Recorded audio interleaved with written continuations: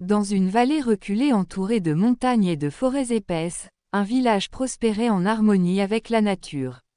Les villageois vivaient paisiblement, cultivant leurs terres et élevant leur bétail. Un soir d'orage, une silhouette encapuchonnée apparut aux portes du village. C'était un vieil homme à la barbe blanche, vêtu d'une longue robe sombre brodée de symboles étranges.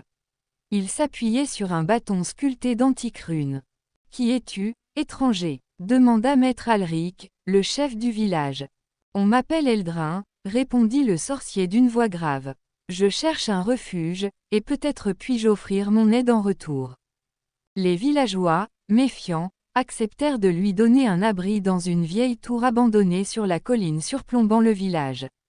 Très vite, des rumeurs commencèrent à circuler, on disait qu'il parlait au vent, qu'il voyait l'avenir dans les flammes et que son ombre se déplaçait parfois sans lui. Quelques mois plus tard, une sécheresse s'abattit sur le village. Les rivières s'asséchèrent, les récoltes moururent et les animaux périrent. Les villageois, paniqués, se tournèrent vers Eldrin. « Sorcier », supplia Alric, « aide-nous. Nos terres meurent. » Eldrin les observa en silence, puis sortit une fiole contenant un liquide bleu brillant. « Cette potion peut invoquer la pluie. Mais la magie a toujours un prix. »« Quel est-il » demanda Alric. « Un sacrifice sera demandé, mais je ne peux dire lequel. » Désespérés, les villageois acceptèrent. Eldrin leur donna des instructions, verser la potion dans le puits central à minuit et attendre jusqu'à l'aube avant de toucher l'eau. Cette nuit-là, la pluie tomba comme jamais auparavant. Le sol absorba l'eau, la rivière déborda et le village sembla sauvé. Mais un jeune fermier du nom de Lior, impatient et assoiffé, voulut boire avant l'aube. Il s'approcha du puits, écopa de l'eau, et poussa un hurlement. Son corps se mit à briller d'une lumière bleue et, sous les yeux horrifiés de ceux qui l'avaient suivi, il fut aspiré dans le puits dans un tourbillon d'éclairs. Au matin, l'eau était pure et abondante. Mais Lior avait disparu.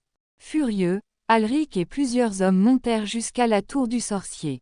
« Tu savais ce qui arriverait » cria Alric. « Pourquoi ne nous as-tu pas avertis » Eldrin les regarda sans colère. « Je vous avais prévenu que la magie a un prix. Vous avez choisi de payer. Ce n'est pas juste. Ce qui n'est pas juste, c'est que l'homme défie les règles de l'univers. La patience aurait sauvé ce jeune homme.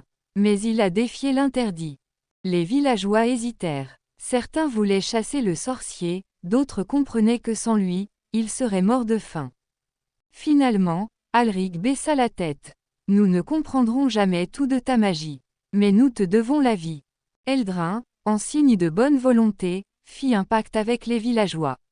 Il les aiderait en temps de détresse, mais il devrait toujours respecter les règles qu'il imposait.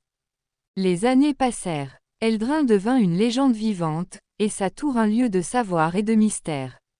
On racontait que parfois, les nuits de pleine lune, une silhouette apparaissait près du puits, celle du jeune Lior, condamné à veiller sur l'eau qu'il avait osé toucher trop tôt. Depuis ce jour, les villageois respectèrent la magie et ses lois, et Eldrin resta leur gardien silencieux.